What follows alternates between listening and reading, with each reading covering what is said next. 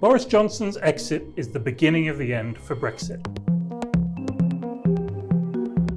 Britain has lost its third Prime Minister in just over 6 years after Boris Johnson announced he was stepping down. He was forced out of office following a succession of scandals, but his departure is also a setback for his Brexit project. Johnson was a key participant in the campaign for Britain to leave the European Union in 2016, and Brexit eventually helped propel him to the country's highest office. However, his chaotic 3 years in charge, during which he finalised the terms of Britain's departure, have brought home the costs of that decision. Johnson has consistently played down the difficulties of Brexit while extolling the opportunities for the country outside the EU. But the reality is getting harder to ignore.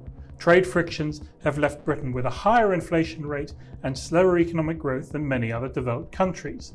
The government is now legislating to nullify parts of the trade deal with the EU just 18 months after Johnson signed it. Meanwhile, ministers have reached for increasingly far-fetched Brexit opportunities like bringing back imperial measures. To be clear, Brexit is not the reason Johnson has been forced out, but those hoping to replace him as Prime Minister will now compete to distance themselves from that legacy.